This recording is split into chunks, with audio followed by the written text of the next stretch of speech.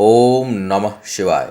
मैं हूं ज्योतिर्विद पंडित दीपक दुबे और उपस्थित हूं आपके साथ फरवरी महीने का राशिफल लेकर। कैसा रहेगा यह महीना, करेंगे इसके ऊपर चर्चा। नए दर्शकों को बता दूं कि जो मेरा राशिफल होता है यह लग्न पर आधारित होता है। चंद्र कुंडली, नामाक्षर, सूर्य कुंडली इत्यादि को आधार ना माना करें और बेहद सामान्य आधार पर होता है। आपको चाहिए कि कोई विशेष परिस्थिति हो तो आप अपनी कुंडली का विश्लेषण कराएं, उसके बाद किसी निष्कर्ष पर पहुंचें। राशिफल को अंतिम ना माना करें और कोई बड़ा फैसला राशिफल के आधार पर ना लिया करें। मैं देखता हूं कई बार दर्शकों का आता रहता है कि हमको बहुत कुछ बड़ा निर्णय लेना है और हम राशिफल का इंतजार कर रहे हैं। तो राशिफल को अंतिम ना माना करिए, क्योंकि यह सामान्य आधार पर होता है। आपकी कुंडली में वास्तविक परिणाम आपकी दशा, अंतर्दशा, प्रत्यंतर दशा, वास्तविक कुंडली में ग्रहों की स्थितियां, इन सब चीज़ों पर बहुत कुछ निर्भर करता है। अब देख लेते हैं कि इस महीने में क्या विशेष है और उसका आप कैसे सदुपयोग कर सकते हैं। मैं टोने टोट के नहीं बताता हूँ, पूजा अनुष्ठान में खुद विश्वास करता हूँ और मैं उसके अनुसार आपको उपाय बताता हूँ। इस महीने जो विशेष दिन पड़ रहे हैं, जिनको आप किसी अपने समस्या के समाधान के लिए प्रयोग कर सकते हैं, उसमें है 2 फरवरी मासिक शिवरात्रि पड़ रही है, शनिवार को पड़ रही है। इसलिए इस दिन रुद्राभिषेक, शनि अनुष्ठान, शिव संबंधी अनुष्ठान, स्वास्थ्य के लिए, धन के लिए, आरोग्य के लिए, शत्रु बाधा के लिए यह दिन बहुत अच्छा है। इस दिन इससे संबंधित कोई अनुष्ठान आप करा सकते हैं।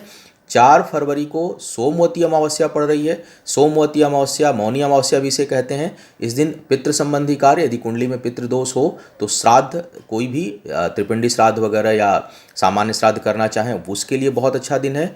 स्वास्थ्य के से संबंधित अनुष्ठान करने के लिए बहुत अच्छा दिन है। शिव से संबंधित अनुष्ठान करने के लिए बहुत अच्छा दिन है।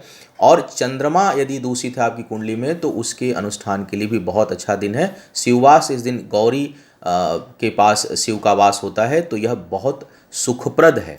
तो यदि आर्थिक सामाजिक कोई समस्या है, स्वास्थ्य संबंधी समस्या है, तो उसके लिए इस दिन का आप प्रयोग कर सकते हैं। 10 तारीख को सरस्वती पूजा पड़ रहा है, रविवार के दिन। शिक्षा बाधा यदि हो शिक्षा के क्षेत्र में, तो यह दिन सर्वोत्तम माना जाता है और सूर्य अनुष्ठान के लिए सर्वोत्तम माना जाता है। तो सरस्वती का अनुष्ठान और सूर्य अनुष्ठान आप इस दिन कर सकते हैं।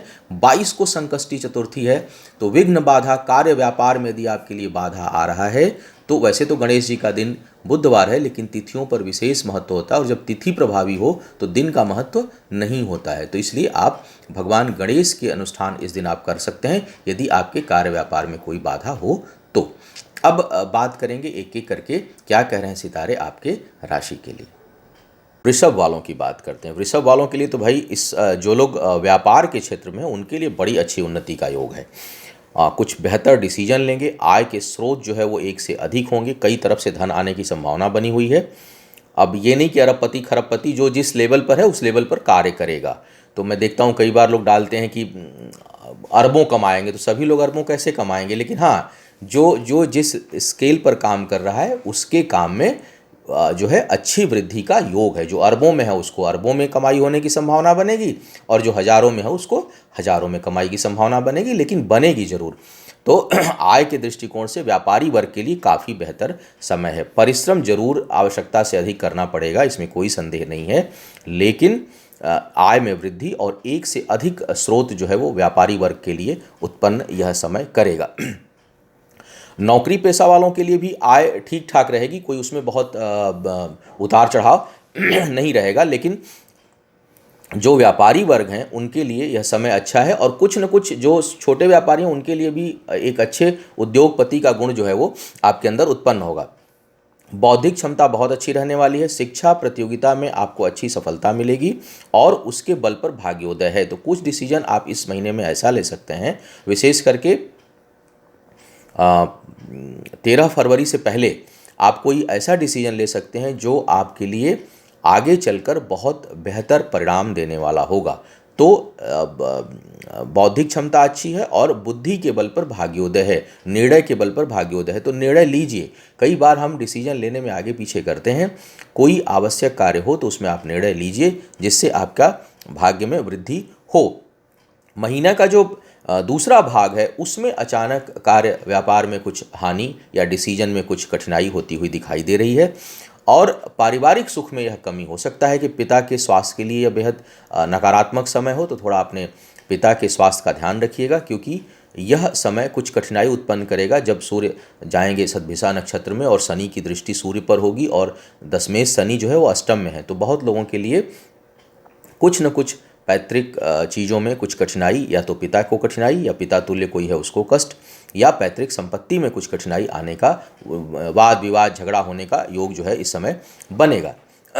उसके अलावा अगर वैवाहिक जीवन की मैं बात करूं तो उसके लिए भी समय अच्छा है। जीवन साथी के साथ मिलकर कोई कार्य व्यापार करते हैं तो उसमें वृद्धि होगी, सहयोग लेकर कोई करते हैं तो वृद्धि होगी। जो विवाहित लोग हैं या प्रेम संबंध है उसके लिए भी यह समय काफ़ी बेहतर दिखाई दे रहा है। बहुत से लोग जो अविवाहित हैं उनके लिए विवाह का योग बनेगा। तो यह महीना शुभता लिया हुआ है, चाहे मैं कार्य में देखूं, व्यापार में देखूं, व्यक्तिगत संबंधों को लेकर के देखूं, तो यह जो महीना है यह शुभता लिया हुआ है। आपके जो यह नकारात्मक पक्ष दिखा रहा है वह पिता के पक्ष से होता हुआ यह दिखाई दे रहा है, वहाँ पर कहीं ना कहीं कुछ कठिनाई दिखाई पड़ रही है।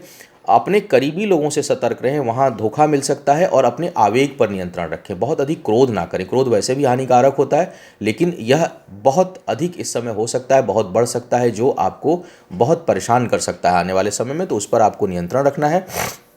पद प्रतिष्ठा के लिए ठीक है, स्वास्थ्य के लिए यह महीना अच्छा नहीं है। स्वास्थ्य पर बहुत ध्यान रखिए, और जब जो 13 फरवरी के बाद जो है आप अपने स्वास्थ्य पर और अधिक ध्यान रखिएगा, क्योंकि यदि इस समय कोई चीज़ होती है तो वह जल्दी ठीक नहीं होगी। कुल मिलाकर यदि मैं कहूँ तो यह एक अच्छा महीना है, भगवान शिव की कृपा है आपके ऊपर। स्वास्थ्य का क्षेत्र थोड़ा कमज़ोर है, वहाँ आप अपने थोड़ी सावधानी बरतिएगा।